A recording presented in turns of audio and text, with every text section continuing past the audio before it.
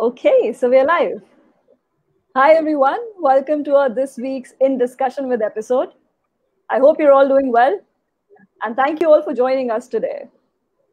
I'm Sanjay Soi. I'm the founder of ProwS. We started ProwS with a mission to distribute training far and wide by promoting the use of technology and online live training sessions. We're soon launching affordable e-learning modules to make education and training accessible to everyone across the nation. I have with me Mr. Sumit Kansal. He's the General Manager of Product at Datamatics. With deep interest in economy, finance, IT, and trade, Sumit will be co-facilitating the discussion with me today. Hi, Sumit. Thank you, Sakshi. All right, so today we are here to discuss the future of international trade, business, and employment in the post-COVID era. The uncertainties surrounding what's coming up next. How would the business move forward? What's going to happen in terms of employment? These are questions that have haunted us for more than 60 days now, since the beginning of lockdown, I'd say. And to discuss these pressing questions, we have with us four extremely accomplished members from diverse backgrounds. A quick introduction to all of them. Our first panel member is Dr. Asif Iqbal. He's the president of... Hi, Dr. Iqbal. Dr. Iqbal is the president of the Indian Economic Trade Organization with presence across 38 countries. The organization engages with political, business, cultural, and corporate stakeholders to promote economy and trade and to support multilateral trade negotiations. Prior to this, Dr. Iqbal served as the executive director at the Asian Arab Chamber of Commerce. Welcome, Dr. Iqbal. Thank you. Welcome, sir. Our second panel member is Major General Sanjay Soi, an ex-army officer who has given 36 years of service to the nation. He continues to serve the nation as the advisor of strategic affairs at India-Namibia Trade Forum. He's a motivational speaker and a mentor to aspiring civil services and defense candidates. Welcome, General Soi. Our third panel member is Mr. C.M. Grover. He's the CEO and MD of IBSFINtech, an end-to-end treasury and risk mitigation company. He's a seasoned banker with 20+ years experience in retail, corporate, and treasury. And with this experience, Mr. Grover has played a pivotal role in positioning IBSFINtech among the top 8 treasury management systems globally. Welcome, Mr. Grover. Thank you. Thank you, Sakshi. Finally, our fourth panel member is Mr. Pohl. He's an independent advisor for international trade and services. Chris comes with extensive experience in global trade for food, commodities, timber, and cement. He's been residing in Bangalore for the last 15 years and an ardent cricket and soccer fan. It's a pleasure to have you, Chris. Thank you so much. Nice to be part. Well, it's a pleasure to have all of you on the panel today, and thank you so much for making time for the discussion. Let's jump right into the session. I'm going to start off with my first question with Dr. Asif around the concentration of manufacturing units in China. So COVID highlighted the dependence on one country, right? And the risk that it posed for the global market. Dr. Asif, we would like to understand from you in terms of what the expectations around relocation of manufacturing units to other countries should be, and what nations could benefit from this de-risking move. Over to you, sir. Thank you, Sakshi. In the last few years, IETO has been having its presence in China, in Shanghai, very strongly. And a lot of companies around the world, they have made China their factory. Now what has happened is they have either shifted out of the country or they are playing with the idea of moving out of the country. Given the rising cost of labor and this approach of the government, which is very, very interventionist, especially after the new party has come to power. Now, this was already there on the cards, and this COVID has actually, increased the pace of their decisions. Now, the outbreak of this COVID will only accelerate this flight, and mostly the countries like Vietnam, Cambodia, Thailand, and India are going to be the beneficiaries. Now, out of them, India is actually last in the line. For example, there have been almost around 53 companies in the last 2 months who have actually moved out, who have actually finalized moving out from there. And we have seen at least almost 26 companies that have gone to Vietnam.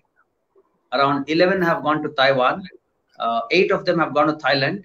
Just 3 of them have come to India.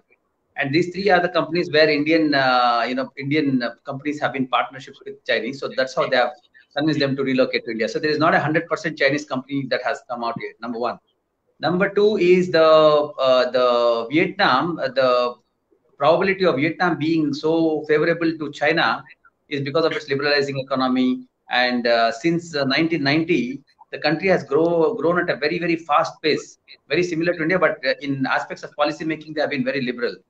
Now, it has not overtaken India in terms of average economic growth. So that is one thing. And there are many things which Vietnam is doing what India hasn't done. That's one of the reasons, like investment in infrastructure, education, and health. The country has started economic liberalization very, very in a big way.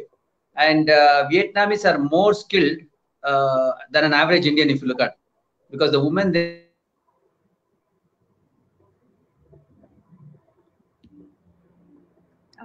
It looks like we I lost think, connectivity. Yes. yeah, anyway. Let's move to Chris. So, Chris, given your rich experience, in international trade, you have lived an expat's life in South Africa, Mozambique, Indonesia, now in India. You understand this entire, field level economics of international trade. How do you see factories moving away from China to other Southeast Asian countries? How do you see this disruption happening? Well, before I actually say anything, I just want to point out that whatever I say is my own personal opinion, not coming from anybody else, and also it's based on my experience rather than having it read somewhere. And with that, what I'm saying is that when I came to this meeting, I actually dropped my crystal ball.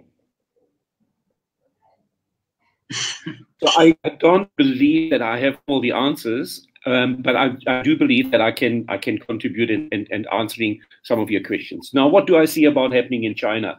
I think that the world should not cry now about China when you have made China the production house of the world. So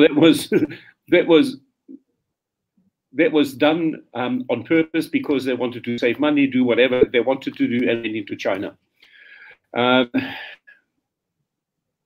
Where China will always be there.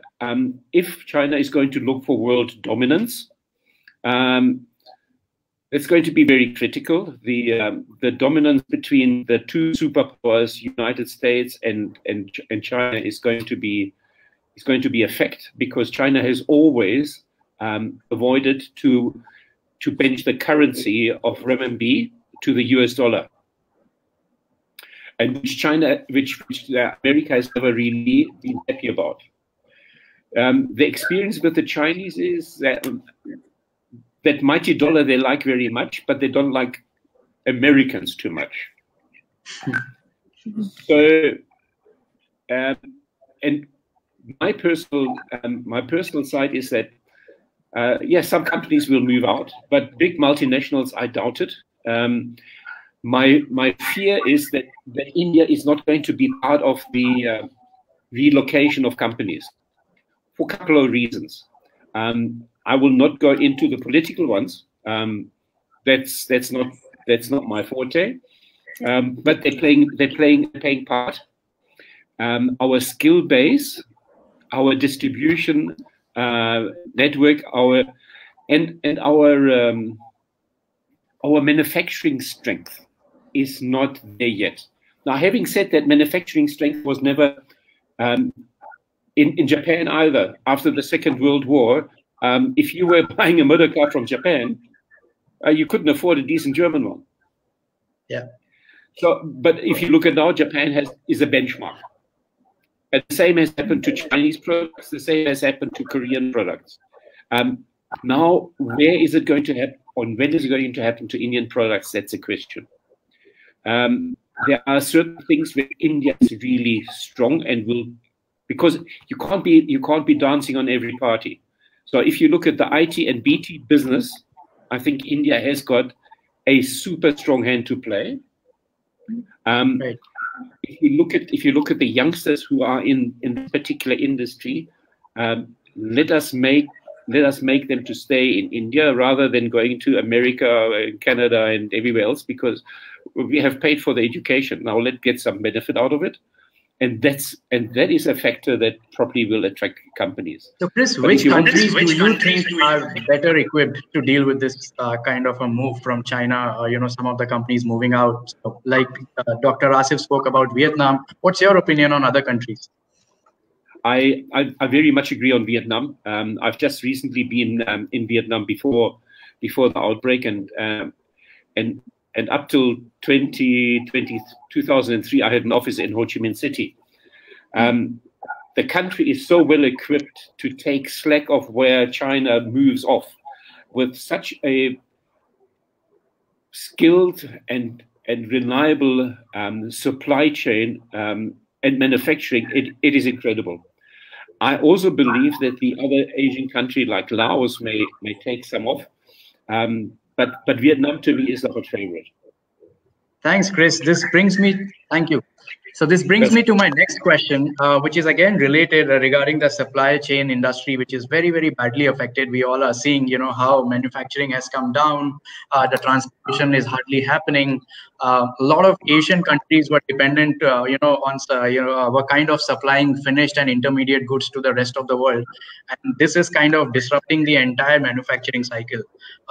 At the same time, we also see that a lot of these Asian countries, whether it's India, China, Korea, etc., are big markets to the world as well, and they depend highly on these economies for their sales or their revenue growth, etc., and which again is very badly disrupted. Overall, we see that especially the MSME sector, is not performing so well. Has come down, doesn't have that kind of muscle power to really stay afloat, that kind of cash reserves, etc. So how do you see these kinds of challenges getting mitigated, Dr. Asif? Now, the main factor here is, the migrants in India. If you look at the scene, we recently had the migrant population just going out from the cities back to their places. Now all the MSMEs will be hand to mouth due to this very reason. And since there will be, and plus there will be also no demand, and workers have left for their villages. Now, reopening plants after the lockdown could lead to revenue flows restarting, but things will not be smooth. There is a general consensus that businesses should pay their lockdown. There are several restrictions also on the use of that same migrant population and the workforce due to a lot of reasons. Because of social distancing, they might come back with COVID. You might have to go through a lot of those tests, and there is a lot of and strict rules for social distancing that will be applied while reopening, are not viable for manufacturing units, because MSME units, they have very small premises in closed spaces they work. And if you look at that, they need to have a lot of strategic kind of, strategies that can, actually help this particular thing. Because I know the places where there are small places with 150 member shifts, 2 shifts going on in the night. The layout also of the machinery and workstations are such that it cannot be done. It is just impossible for them to allot more space for this. And I know some companies in Bangalore, like Pina Industrial Estate, we had a lot of industries. Now we had a meeting 2 weeks back as to how the migrant population can be brought and how the labor commissioner is going to address these issues and what has to be done with the industry. So this is something, the issue that they have had was like, due to social distancing, on what basis are we going to have, and how are we going to face this particular challenge? There is one gentleman who has a 500 square feet, and there are 15 men living inside his factory. They work below in the factory, and then they go up and sleep. So these kind of things are there. So government also needs to understand, and what kind of cooperation can be given is a very big challenge. And I think we are going to be facing a lot of things in our face once this is happening. And how we are going to face is something like, as Chris started off with, we are all facing this together for the first time. So we really don't know the kind of strategies, especially the MSMEs will have these challenges. The social distancing challenge is a very big challenge. And we need to see how we'll face this together. Yeah, in fact, I would like to add that. Yes, General Soi, please go ahead. Big dilemma for the laborers, actually. They have gone back. Nothing much is happening there. Not much of scope in the area where they belong. And I mean, yes, it is they're forced to go back. There's no source of income. There's nobody to feed them. No cash flow was not there. What to do? At least at home they'll not die of hunger. That's probably the situation which forced them to go back.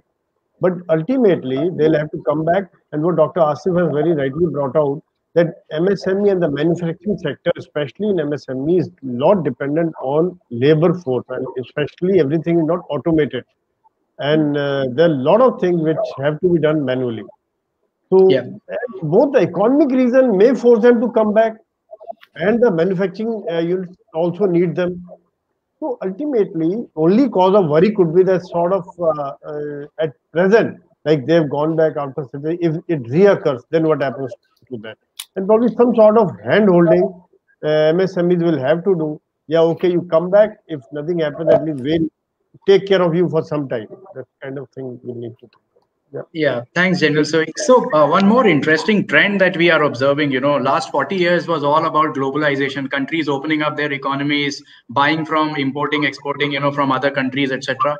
But last 2-3 years or maybe 5 years, we have seen a lot of protectionist kind of policies coming in. Countries are resorting to protectionism, wherein they are not allowing, countries like China was always the case, but now even in India, we see, that happening, wherein there are lots of restrictions on import in order to have more of your, domestic companies, continue with their operations. They don't have to compete with the foreign players, etc., to ensure employment generation happens consistently. So how do you see this, Chris, in the coming 5 to 10 years? So can I just take a step back to the previous point about the migrant labor? Yes, please. Yeah. I just give you a living example. I was living in South Africa for many years, and South Africa was bordering Mozambique, and we had a lot of illegal immigrants coming to South Africa and working in South Africa, which became a problem.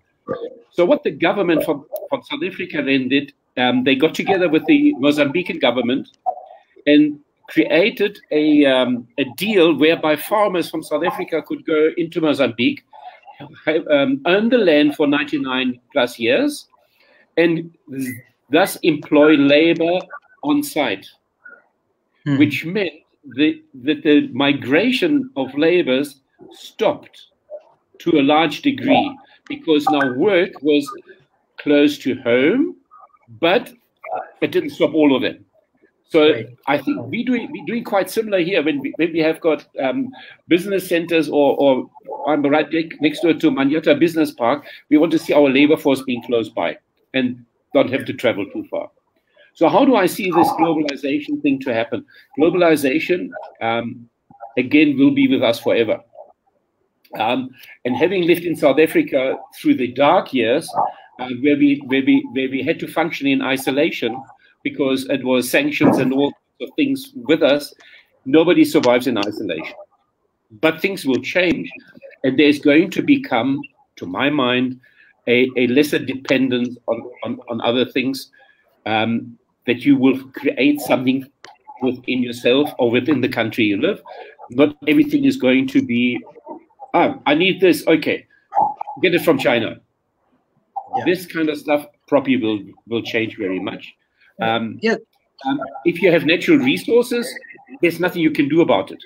They have to come from where they come, and they have to go to where they're needed. So, in food products, it's going to be similar. So, if I want to have basic food products which don't grow in Europe, and I need it, they have to come from wherever they are. But it will not be the same. In fact, this is precisely what we are seeing in this COVID situation as well. We see, pre-COVID situation, we would see a lot of, concentration of labor force happening around big cities in Mumbai, Delhi, etc. And now, with this work from home becoming a new normal, people are moving back to their hometowns, and companies are also, opening their arms, to hire good talent from different cities within the country and also abroad. So I think this would kind of, reduce, migration of labor to some extent. Thank you. So this brings me to my, you go on, sir. Yeah, I think Mr. Grover wanted to add something around here. Mr. Grover. Oh, yes. Yeah, I was just thinking when I was hearing Dr. Asif and Chris. See, this migration can also create certain more opportunities. So who are the migration happening from cities to rural areas, or from Karnataka to Bihar, UP, or vice versa? So when those people will not immediately start re-migrating again. It can so happen.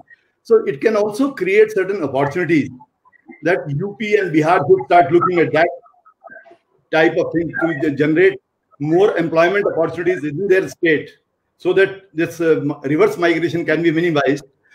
And alternatively, in the local states like Karnataka and all, more and more people can grow up and become they get the employment for the kind of MSMEs who are losing these workers and all. So it could also result in now UP government has started thinking whether we can give them employment here only and all.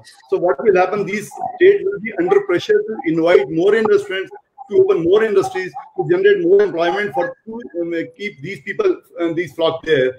And alternatively, what will happen the other side? This thing will happen in the states from where these people are migrated, whether it's Maharashtra or Karnataka or Andhra. It can so happen, it can generate more employment opportunities for the local people. Yeah, absolutely. I think I would agree. It's time for us to focus on tier 2 cities and reduce the burden on the major cities that we have been focusing on. We haven't paid a lot of attention to tier 2 in all states. Time for that. Sumit, over to you. Thanks, Sakshi. So Mr. Grover made a very interesting point about the MSME sector, and that's exactly what my next question is. So we have seen all over the world MSME sector, getting affected, probably most burdened with debts, with all kinds of issues they are facing right now. And different countries are resorting to different kinds of packages that they are coming up, whether it's unsecured loans, whether it's about moratoriums on their loan repayments, etc. Indian government has also done the similar thing. I think they have, kind of opened a new credit line of 3 lakh crores for the MSME sectors, unsecured loans. At the same time, they have also put, initially the moratorium on the repayment was 3 months. Now it's been extended by further 3 months. So, Mr. Grover, how do you see MSME sector responding to these kinds of packages? How do you see it kind of coping up with these kinds of challenges in next 3 to 6 months? No, this is a very practical situation. MSMEs today, as both of the earlier panelists they explained, they are the people who are suffering the most. They are in a catch-22 situation. If they want to restart, there is no labor, there is no money to continue the labor. They don't have money. Government has come out with these kind of scenarios where at least this is the least they can do, where they extend their loan repayment cycle by providing them a moratorium for 6 months. Earlier it was 3 months, not 6 months. So where the installment was due on 1st of March, now the installment is due on 1st of September. So they need not pay, 1, the installment, 2, the interest thereon. But the catch is there is no waiver of either panel interest or interest provided to them. Means if they don't pay for 6 months, that in the remaining 6 months of the year, they have to pay for 12 months. So if you see in the practical sense, except they don't have a pressure, their account will become NPA, bankers will start following it up because they don't have business. That peace of mind for a couple of months they got. But it doesn't mean that they got the full relaxation, because there is no benefit of interest. There is nothing, installments has come down. It doesn't end there. There is a compounding of interest also happening there. So interest, if they don't pay, it will be compounded further. If you see the data provided by the in the survey, it is available. Out of total, 20% people have bank loans have preferred to opt for this option for the deferment EMI. And out of the 20%, 70 to 75% people are in MSME segment, means business people. Remaining individuals like vehicle loans, people they have not availed this option for postponing the credit card dues or postponing the vehicle loan installments and all. So practically, how impactful it will be, it is still yet to be seen. The impact. Maybe government will have to fine-tune, tweak it further, because they have to either give some rebate to people, to actually bring down their liabilities, because they are not doing any business, and their liability is not coming down. So that has to be addressed. Let us see what happens in that situation. Thank you, sir. Very relevant point on the interest point. In fact, this was from the MSME sector point of view. At the same time, even to retail, loan takers, like individuals like us who has home loans or personal loans or vehicle loans, etc., the same kind of moratorium is there for them as well. A lot of people, individuals, have this confusion. What exactly this means. Does this mean some sort of a loan waiver, interest waiver, or how do we actually react to this kind of a situation? Just for clarity's sake, as Mr. Grover also mentioned, this is no interest waiver for anybody. Neither is this a principal waiver. So people will still continue to accrue the principal plus the interest to the banking organizations or the non-banking organizations as well.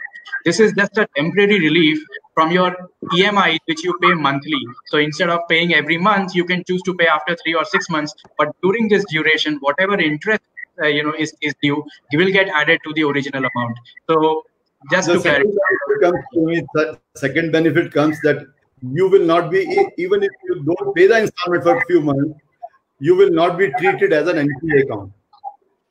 Right. And the present crisis of cash flow would be taken care of. And there will be no late payment fees as well. Yes, Dr. Asif, please comment. Another thing concerning this is there is a lot of people are still confused between these kind of stimulus what the government is giving. Now they have told that there are two things that are there. One is the fiscal stimulus, which actually comes directly from the coffers of the government and it is directly injected into the economy. This is one stimulus. Other one is the monetary stimulus, which is a set of policies that they are creating, through which the government is offering various benefits across the industries so that they can assist them in reviving their businesses and assuring their existence and not letting them to collapse altogether.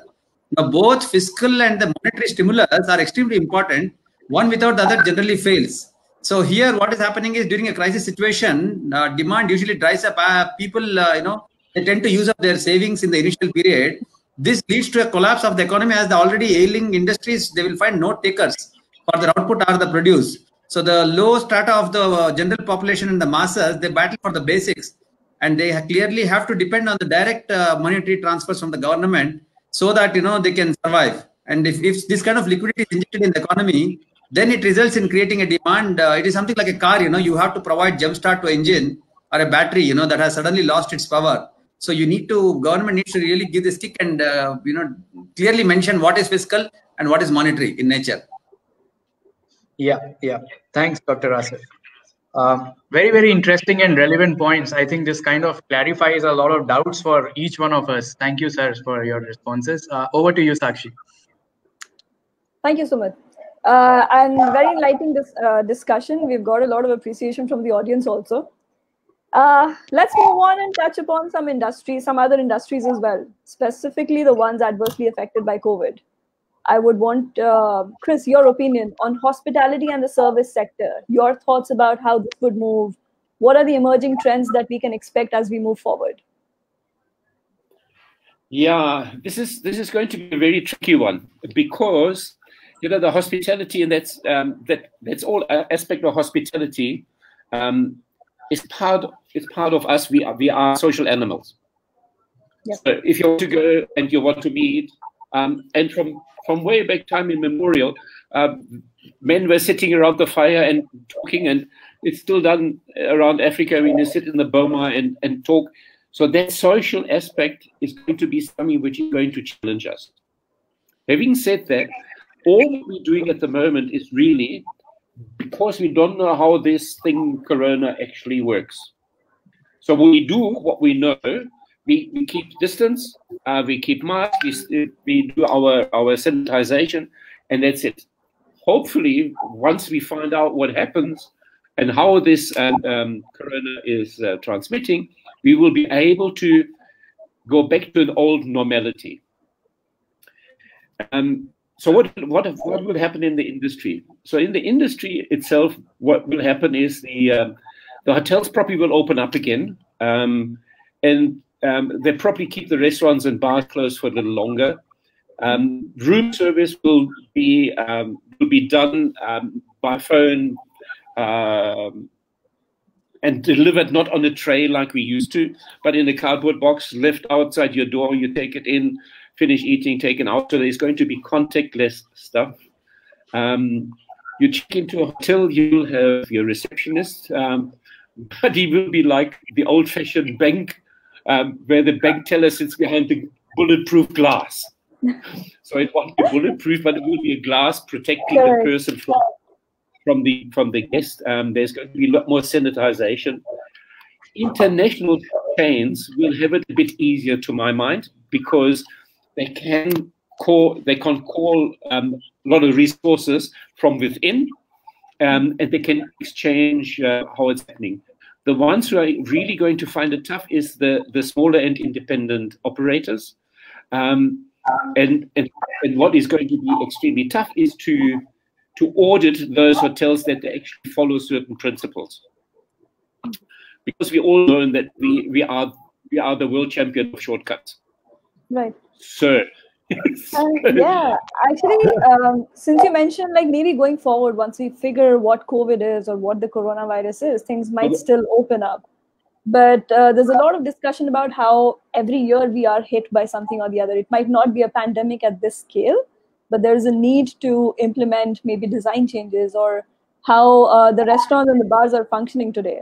And like you correctly pointed out, the glass booths, I think there are already news and trends and images coming over from across the world that this is being implemented in multiple restaurants and bars.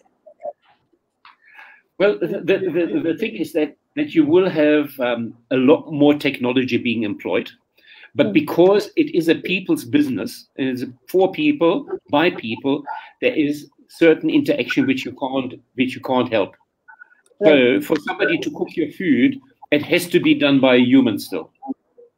True. And how the hygiene is going to work, but how is the food and whatever the hotel or restaurant needs going to come there, it's going to be much more streamlined and used with electronic equipment. What is going to also happen is that the contactless payments and all sorts of things will happen.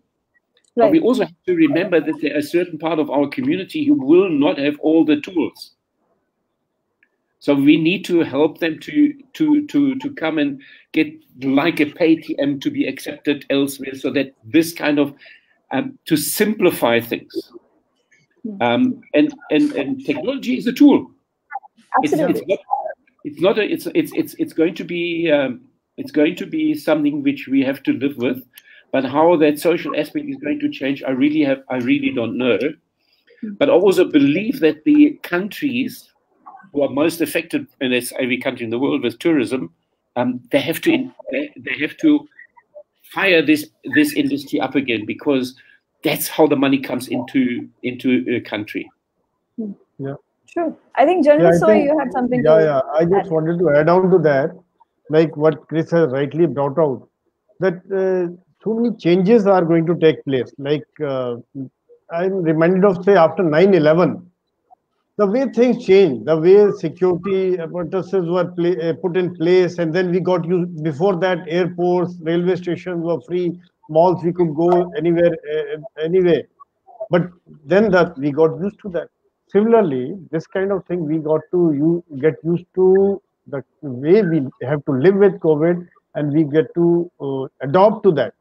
Basically, what I would like to also bring out here, a couple of more things I thought were that this recession also brings out a lot of opportunities. It is not that everything is going down. What Chris has brought out, we need to automate, we need to digitize, and industry and business has to be dynamic or agile. We need to change because the society and the economics and trade is going to change. We need to think over it. And second thing, which goes is what Chris and Asif have been bringing out, is digitization. That's the key. Because to cut costs, to reduce the real estate requirement, to work from home is the next thing. Related to that is work from home. That goes into that, because that is going to be the new norm.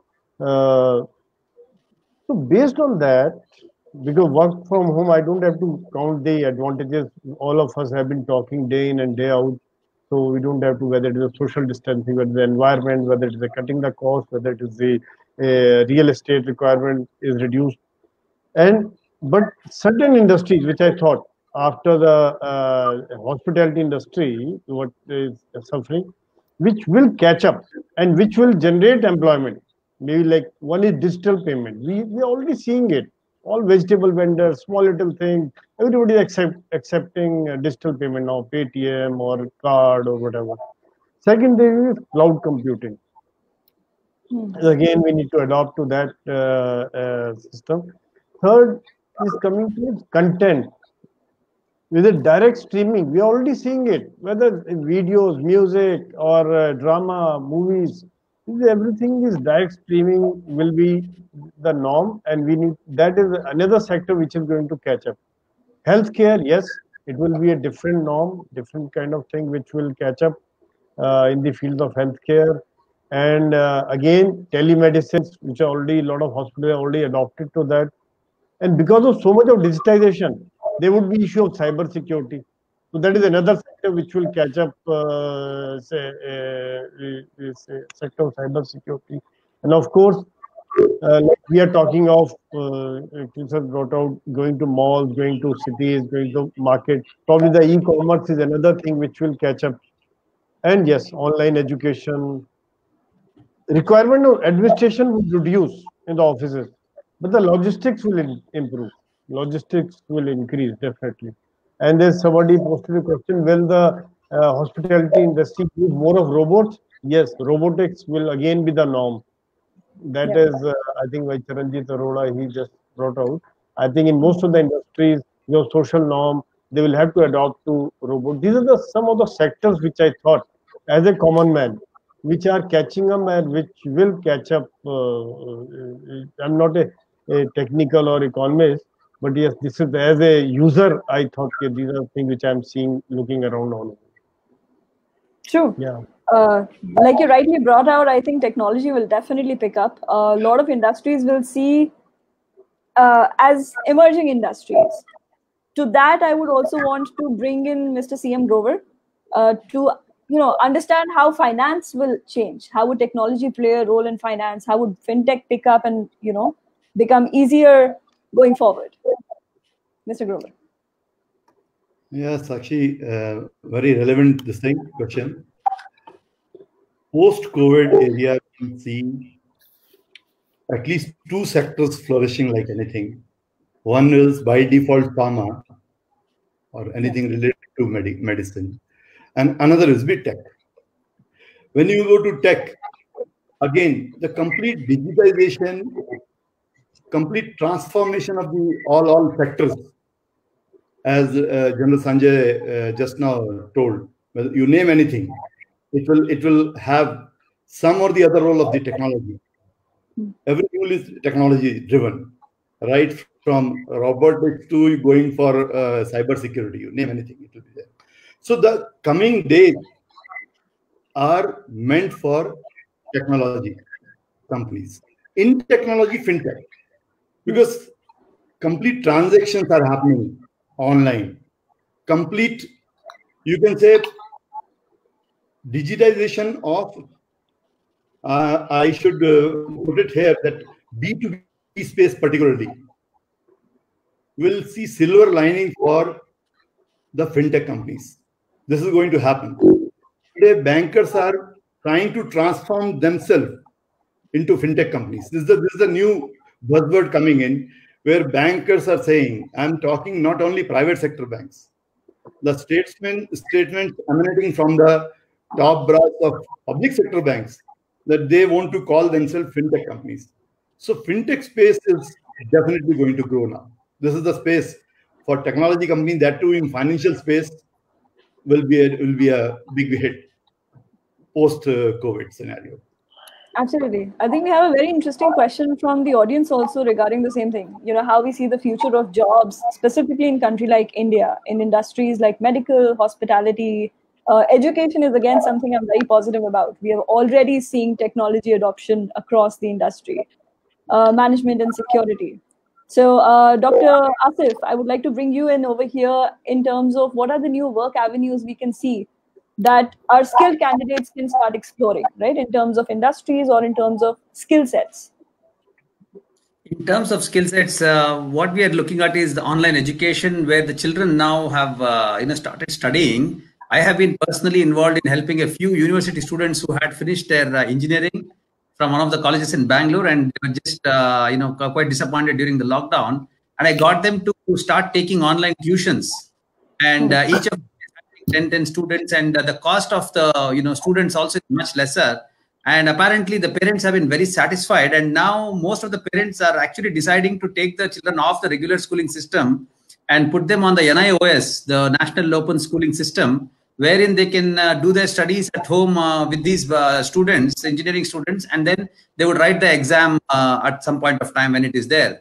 So this is something that the university students have suddenly got caught off, and most of them are now lobbying for this kind of jobs, number one. And number two is, since the restaurants and hotels will be reduced, families will reduce going to these places. So the opportunity for cooks has increased now. The cooks can be increased. Most of this migrant population, they can be trained very well to be with some strong discipline and some very good training programs, so that they can be professional cooks, and they can stay at home, and that can be compensated for our expense that we used to go out and eat in restaurants and hotels. So these new things can be created over a period of time.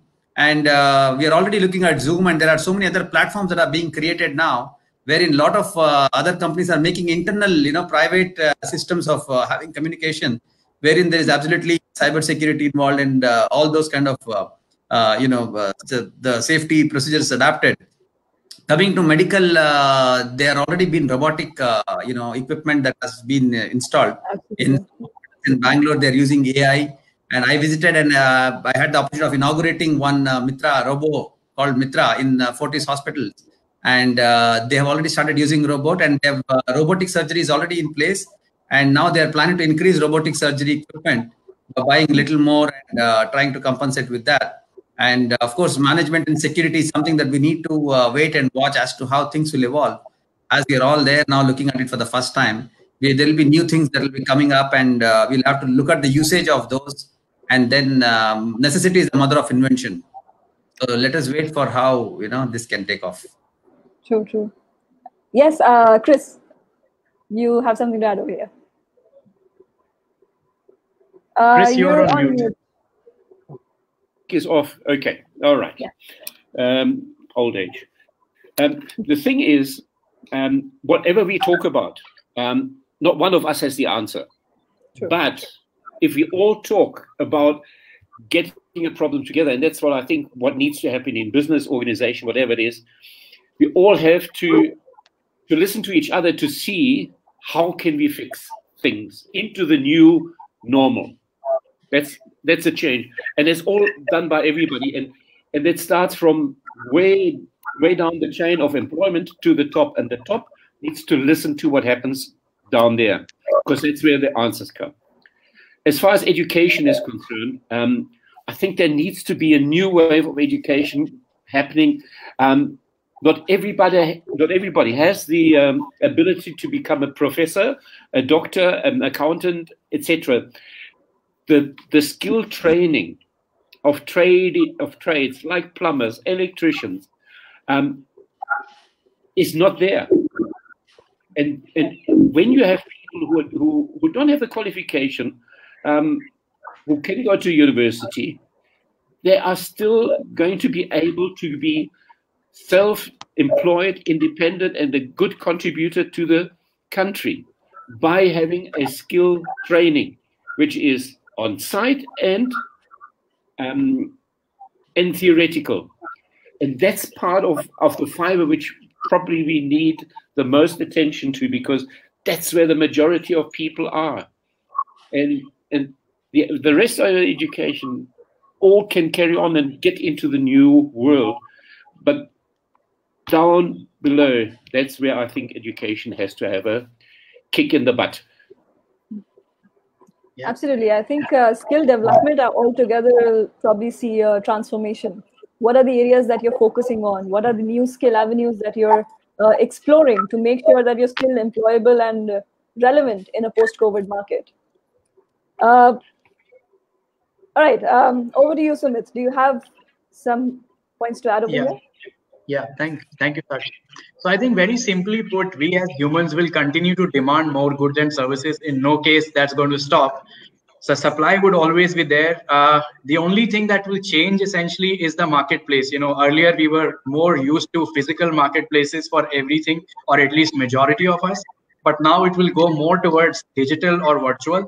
And we see that disruption happening almost in every sector, in every industry. Nobody would have thought 10 years back we would shop online for our garments, for our apparels, etc.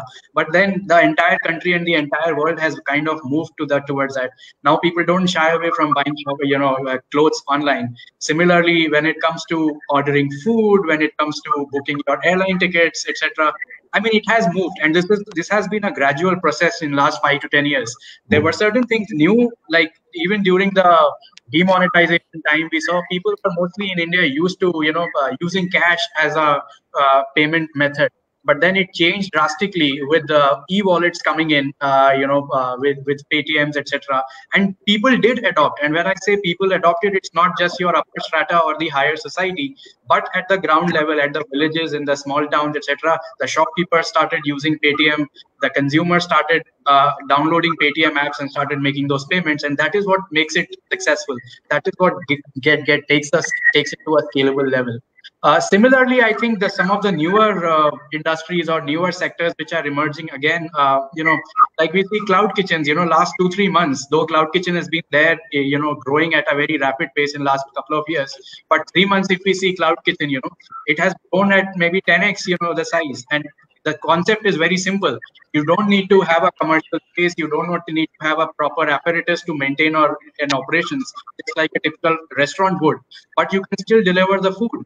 You can do it from the confines of your home or from a very small setup, which you can buy at a much or buy at a much cheaper price compared to a proper commercial setup. And the catch here is that people cannot come to your place to have food, but rather these deliveries, whether it's Swiggy's or Zomato's, they deliver your food through cloud kitchens. But again, technology plays a very, very important role there as well. And same thing as Dr. Asif also pointed out on work from home solutions, on communication, workflow management tools. So again, these will be the new normal. These companies will grow at a very rapid pace. As far as the employment is concerned, I think it will remobilize towards these industries. There will be a lot of job requirements there as well. One question I saw: what will be the role of AI and technology? I think generally there is a lot of scare with AI and technology, especially in us Indian people, thinking that our jobs will go. But I would like to pacify them, saying that it's not going to happen like that. At the end of the day, it is we humans who have developed all these technologies, and we are the ones who will use it. What it will do is bring in more efficiencies, bring it larger scales. We will be able to communicate and tell to the world, produce for the world, but not let everything will stop. So I think, yeah, major disruption is coming. 2-3 years down the line, I think the way we will consume goods and services, the way we will supply goods and services, everything will change. Okay. Thank you. Can I 1 second? Yes, please. I agree with everything you said, but what needs to happen is, if I look at how the purchase pattern has changed, from going to see a product, paying for it, now we're paying first and then get the product. There needs to be a lot of more trust put into it, that you're actually getting what you're paying for, and when something is faulty, that you get actually replaced. And that's the link which is going to be finding possibly a bit more abuse than ever before, because the money is gone, and possession, 90% of the possession is the law. So done. So we need to be careful that we have got all the checks and balances in place for online, and that the trust level are really, really high. So I think there's a question there. I think there's somebody who's got a similar name as mine at the end. So what happened now? We have the fragile and strong centralized food production and distribution system, with lockdown creating a breakdown. Centralization is only working when everything else is working. So when you've got everything together, you can work a hub and spoke, and that's it. But now you need to be looking more into smaller hubs and smaller spokes. Right. And particularly in our Indian context, because if you look at it, just now I saw there's been an extension for other states with lockdowns again. So even the interstate transportation is not going to happen. So if we don't have this, we don't even have to look outside of India. We just look in India. How are we going to handle ourselves? Can I travel from here to Maharashtra? No, I can fly there, but when I get there, I still have to go into quarantine of sorts. It's very relevant to have less centralization. Yeah. Sumit, I just saw on trade automation happening post-COVID. Yes. See, the scenario in trade as the world is moving towards digitization and automation. Trade is the other area, which whether it's the MSME or the largest, exceptionally large corporates, they are into that. And the second leg of trade is banks. So between banks and corporates, it can be MSME to Reliance.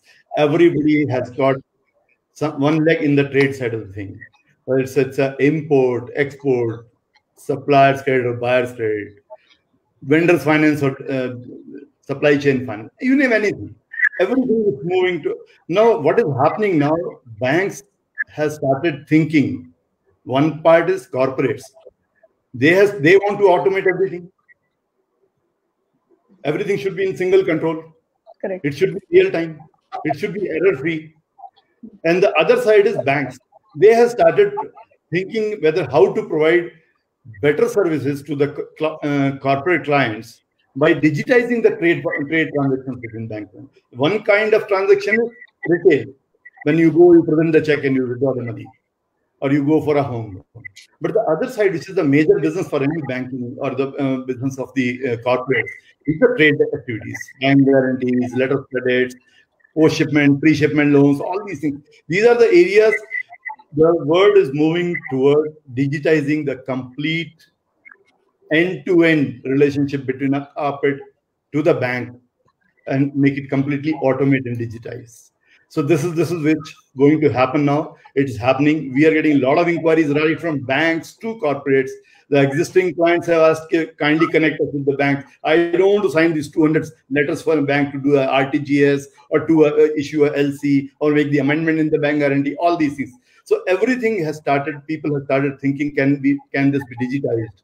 And the interesting part is the other counterparty of that, the banks, whether they are public sector or private sector, they are taking proactive steps how to digitize. It will reduce dependency on manpower, which is the main thing now. It will also reduce the time. Turnaround time will definitely change, which goes, somebody has to check, somebody has to do this, everything is gone. It's straight away business built in the automation, the business rules are built in the software itself. So this is the kind of scenario emerging now. And this will be the big thing in the coming days. All these things will give what you said to the give bigger opportunity to fintech companies. When it's a huge area. The complete economy runs on paper. Right. Today. The scenario post-COVID will be not paper. It will be totally digitized. It will not be physical. It will be totally virtual. So this is what we are moving in this scenario. Over to you. I think I would want to bring Dr. Asif also over here in terms of the opportunities to automate, to bring about automation and digitization in international trade. Like, in addition to finance, right? There's a lot of automation opportunities in the trade sector for international, all the countries. Now, if you look at the industrial automation side, there is a lot of collaboration that in the last 1 month, we have had Tata Steel and a few companies like FIA, the Maruti and Mahindra, they all have now big plans to automate their complete production lines here. And they're also providing a lot of collaboration for their plants in Brazil and Mozambique. So Brazil and Mozambique conventionally had manual operations. But now what they have done is that now they are looking at, once the post-COVID happens, they want to have programmable industrial robots that can make the simpler production processes. and they are also going to be deciphering, how to keep the workers socially distanced using robotics, and they are going to be using them as maximum as possible. And they have already automated, the body shop during this time. They have automated the body shop in Mozambique, most of the paint shop and the parts of the final assembly line and the touch points that need to get automated. They have done all that now, and now the factory is ready, to welcome now social distancing norms and reducing the people usage there. So that is something that is happening now. True. I think very aligned to what you have just responded. We had another question on our from our audience pertaining to how industries like manufacturing, oil, chemicals would actually work and revive after COVID-19, because there is very limited opportunity in terms of applying automation, in terms of working from home, in terms of using cloud technologies to run these. Would you, Chris, would you like to add on over here? Yeah, I can, but I really cannot, because it is really a very specialized field. And I just give you a general viewpoint. Each industry, and as I said before, each industry, each discipline, they have to work amongst themselves how to sort their supply chain, their safety, their processes out. It is going to take some time, and it cannot be done just by switching a switch. So there is going to be a lot that needs to be considered.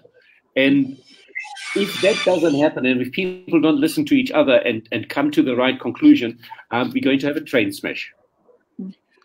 And if and that's for every industry, and it doesn't matter to where you come from. The people in it, they know how it goes and how it needs to work. And I'm really not too qualified other than that. Sure. So I think we'll go to the next question in terms of public outlook towards made in India over products imported. Sorry, the question was? How do you perceive the change in public outlook towards made in India products over the products imported? Well, the thing really is, and there was a very nice sort of phrase in South Africa, and the phrase was "local is lekker." So that what it means, local is good, and that's what it needs to happen. So I don't want to go to a hardware shop and say, no, don't buy this. This is made in India. Buy the one from China. That's better. That needs to change, and that we can only change when our products get more reliable and better, and to whatever can be made local. Why should you not support local? Absolutely, more vocal for local. Sanjay Soi, what's your opinion? I just wanted to bring out, say, defense production. You see, at present, India is importing almost 70% of its defense requirement value-wise from abroad. There's a lot of impetus being given to make in India. Again, on the similar line what Chris has brought out, that why not make our own and not be dependent at the time of crisis? Because what happens, we are in the middle of modernization of armed forces, and our geopolitical situation is such that we need to remain on alert always and every time, whatever. I mean, without naming any country now, but the situation is such that we need to be on high alert. So it is high time that our dependence on other countries is reduced. What happened earlier, we were very, very, say, secretive type. We were not opening to the industry, private industry or the intelligence here.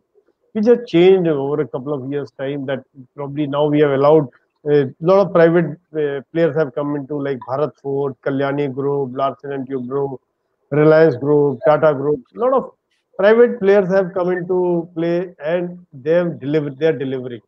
So earlier we were dependent only on public sector or imports.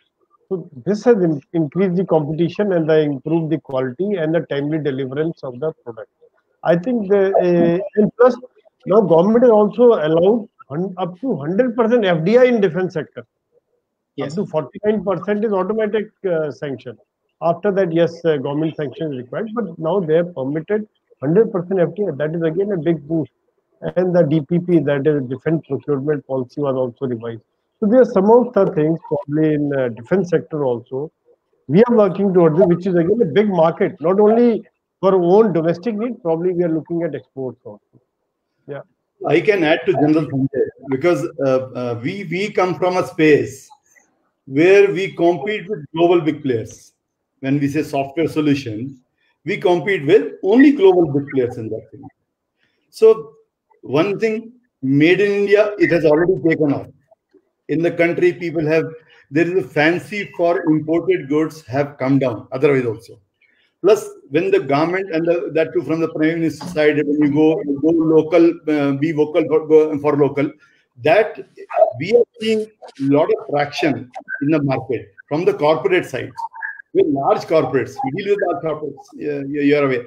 So we have started seeing that the thing where people are started exploring, whether it's a government organizations, whether it's a large corporates, they have started approaching us, asking for can we look at the product, which is, and because we claim that we are make in India, you need not spend millions of dollars to buy the product from the global companies. You can buy it here. Why our money should go out?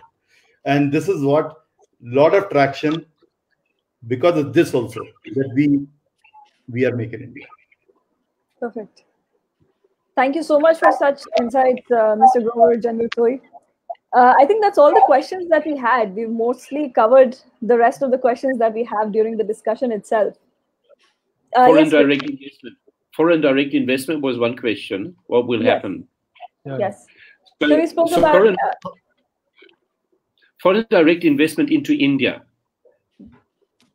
Yes. That's really a critical aspect for the country because whatever comes in from outside makes that pie bigger. The rest, we're just eating from the same pie. And that's where government plays a role. So you have to make it attractive enough for people to bring their money into the country because there are choices for every country in wherever they want to go to make it attractive for them to come. The judiciary needs to work a little bit faster so that there is some security that people say that we have recourse in case the wheels come off. So foreign direct investment must happen and it will happen. And the pace it happens is largely depending on us here. True. Dr. Asif, would you? Yes. Yes. Now, coming to the foreign exchange, India already had a revised policy during the month of May. So that is to block Chinese companies from coming into India through different companies. So this is something that is going to, it has tightened basically, to prevent any opportunistic takeovers or acquisition of Indian companies due to the COVID-19 pandemic. But we don't know what the result is going to be. Only when it starts off to the lockdown opens, this we will know the impact that it has happened and how it is going to be. Even though we have improved our ease of doing business from 110, 120 to 63 now, that's a very good move that we have made. But the impact of the revised FDI policy is not yet taken effect. We need to see how it happens once it opens and how the government is going to ensure the application, how the approval process is completed in the stipulated time, as many firms in India will be dependent on foreign investment for their survival. And at any cost, government should expedite this policy making, the new policy that they have adapted once lockdown opens.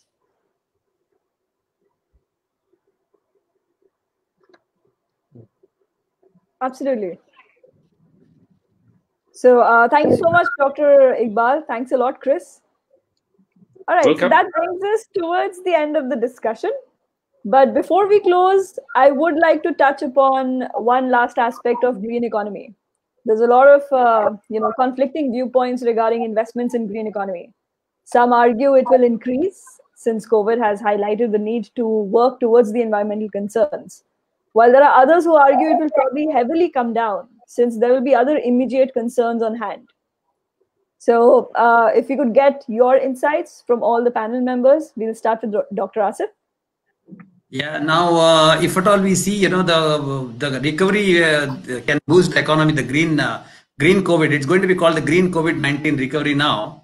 because to rebuild the economy after the devastation of this virus, it has to be strengthened by including all the green measures, such as clean energy, that will help the social distancing, and the first of its kind critically to evaluate the benefits, how we can tackle climate change with a post-coronavirus economic theory. That is very, very important.